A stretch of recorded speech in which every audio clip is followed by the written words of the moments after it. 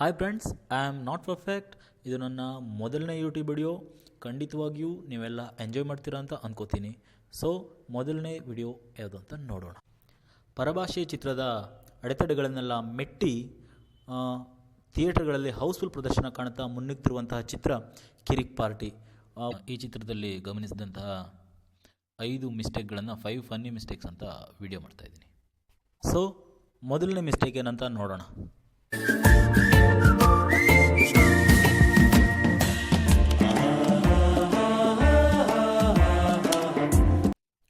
ಮೊದಲನೇ ಮಿಸ್ಟೇಕ್ ಏನು ಅಂತ ನೋಡ್ತಂತಂದರೆ, ಈ ವೆಬ್ಸೈಟ್ ನೋಡೋ ಸೀನಲ್ಲಿ 3 ಜನ ಬರ್ತಾರೆ. ಫಸ್ಟ್ ಒಬ್ಬರು ಶಶಿ ಅಂತ, ಆಮೇಲೆ ಇನ್ನೊಬ್ಬರು ಕರ್ಮ್ ಸಿ ಅಂತ, ಆಮೇಲೆ ರಿಷಬ್ ಶೆಟ್ಟಿ.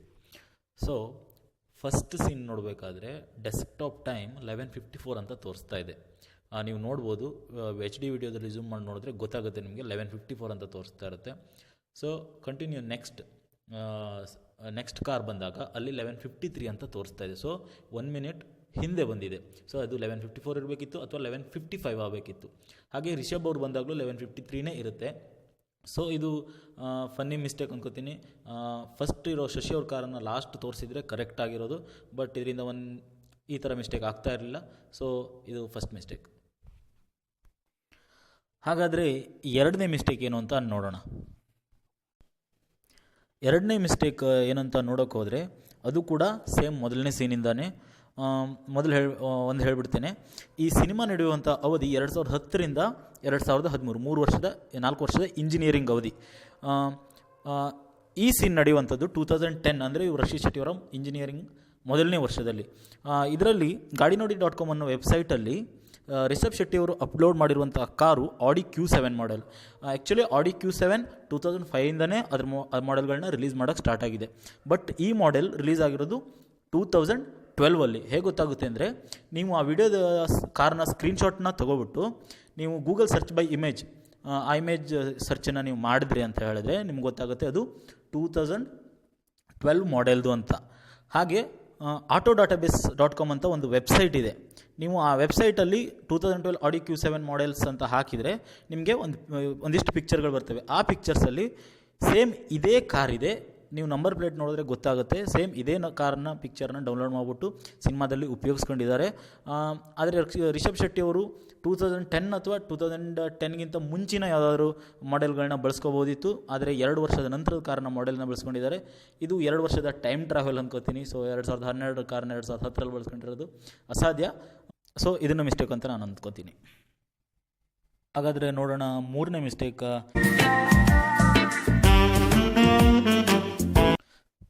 ಇದು ಕೂಡ ಟೈಮ್ ಟ್ರಾವೆಲ್ ಮಿಸ್ಟೇಕೆ. ಆ್ಯಕ್ಚುಲಿ ಅವರು ಡಿಬಾರ್ ಆಗೋದು 2010ನಲ್ಲಿ. ಅವರು ಡಿಬಾರ್ ಆಗಿರುವಂತಹ, ಸಸ್ಪೆಂಡ್ ಆಗಿರುವಂತಹ ನೋಟಿಸ್ ನಮಗೆ ಸರಿಯಾಗಿ ಕಾಣಿಸಲ್ಲ. ನೀವು ಕರೆಕ್ಟಾಗಿ HD ವಿಡಿಯೋದಲ್ಲಿ ನೋಡಿದ್ರೆ ಇನ್ನೊಂದು ಕೆಳಗಡೆ ಇರುವಂತಹ ಇನ್ನೊಂದು ನೋಟಿಸ್ ಕಾಣಿಸುತ್ತೆ. ಅದು June 27, 2016 3rd ಸೆಮ್ ಹಾಗೂ 5th ಸೆಮ್ ಅವ್ರಿಗೆ ಕೊಟ್ಟಿರುವಂತಹ ನೋಟಿಸು. ಸೊ ಆ ನೋಟಿಸ್ನ ಮರೆ ಮಾಡಿ ಅಥವಾ ಎಡಿಟ್ ಏನಾದರೂ ಮಾಡಿಬಿಟ್ಟು ತೆಗಿಬೋದಿತ್ತು. ಬಟ್ ನೀವು ಕರೆಕ್ಟಾಗಿ ನೋಡಿದ್ರೆ ನಿಮ್ಗೆ ಅದು ಗೋಚರಿಸುತ್ತೆ. ಸೊ ಮಲ್ನಾಡ್ ಇನ್ಸ್ಟಿಟ್ಯೂಟ್ ಪ್ರಿನ್ಸಿಪಾಲ್ 6 ವರ್ಷ ಮುಂಚೆನೇ ನೋಟಿಸ್ ಕೊಟ್ಟಿದ್ದಾರೆ. 2010 ಇರಬೇಕಾದ್ರೆ 2016 ನೋಟಿಸ್ ಕೊಟ್ಟಿದ್ದಾರೆ. ಏನಕ್ಕೆ ಅಂತ ನಾವು ಅವರನ್ನೇ ಹೋಗಿ ಕೇಳಬೇಕಾಗುತ್ತೆ. ಸೊ ಇದು ಕೂಡ ಒಂದು ಮಿಸ್ಟೇಕ್ ಅಂತ ನಾನು ಭಾವಿಸ್ತೀನಿ. ಹಾಗಾದರೆ 4ನೇ ಮಿಸ್ಟೇಕ್ ಏನು ಅಂತ ನೋಡೋಣ.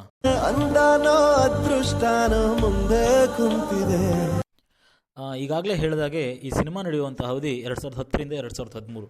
ಸೊ ಆ ಸಮಯದಲ್ಲಿರುವಂತಹ ಕೆಲವೊಂದು ವಸ್ತುಗಳನ್ನ ಬಳಕೆ ಮಾಡ್ಕೊಂಡಿದ್ರೆ ಚೆನ್ನಾಗಿರೋದು.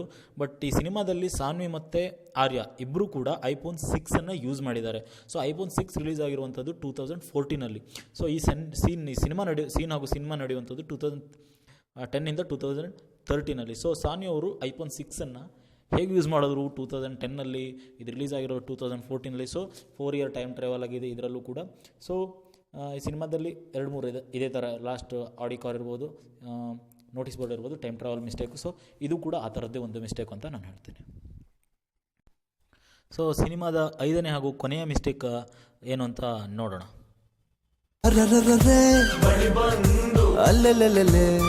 5ನೇ ಹಾಗೂ ಕೊನೆಯ ಮಿಸ್ಟೇಕ್, ಇದು ಟೈಮ್ ಟ್ರಾವೆಲ್ ಮಿಸ್ಟೇಕ್ ಅಲ್ಲ, ಇದು ಕಂಟಿನ್ಯೂಷನ್ ಮಿಸ್ಟೇಕು. ಸಿನಿಮಾದಲ್ಲಿ ಸಾನ್ವಿ ಅವರು ಕರ್ಣನ ಕರ್ಕೊಂಡು ಸೋನು ಅವ್ರ ಮನೆಗೆ ಬರ್ತಾರೆ. ಕರ್ಣ ಅಂದರೆ ರಕ್ಷಿತ್ ಶೆಟ್ಟಿ ಅವ್ರನ್ನ ಕರ್ಕೊಂಡು ಸೋನುನ ಮನೆಗೆ ಬರ್ತಾರೆ. ಸೊ ಅವ್ರು ಬಂದಾಗ ಆ ಬೀದಿಯಲ್ಲಿ ಸೋನು ಅವರ ಮನೆ ಸರಿಯಾಗಿ ಅವ್ರಿಗೆ ಗೊತ್ತಾಗಲ್ಲ. ಸೊ ಆ ಕಡೆ ಈ ಕಡೆ ನೋಡ್ತಾರೆ.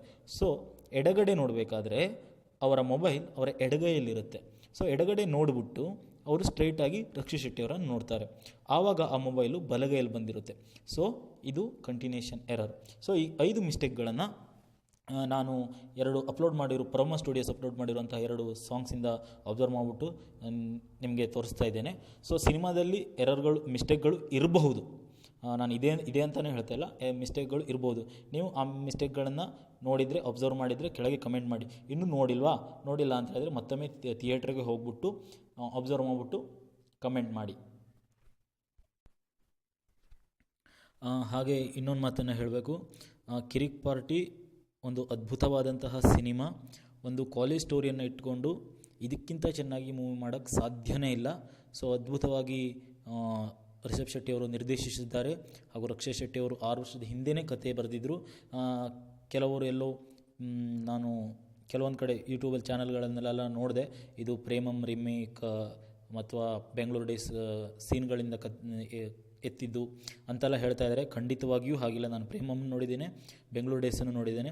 ಖಂಡಿತವಾಗಿ ಇದು ಕಂಪ್ಲೀಟ್ ವಿಭಿನ್ನವಾದಂಥ ಕಂಪ್ಲೀಟ್ ಡಿಫ್ರೆಂಟ್ ಆದಂಥ ಸ್ಟೋರಿ, ಕನ್ನಡ ಮೂವಿ. ದಯವಿಟ್ಟು ನೀವು ನೋಡಿ, ನಿಮ್ಮ ಪರಭಾಷೆಯ ಸ್ನೇಹಿತರನ್ನು ಕರ್ಕೊಂಡು ಹೋಗಿ ನೋಡಿ.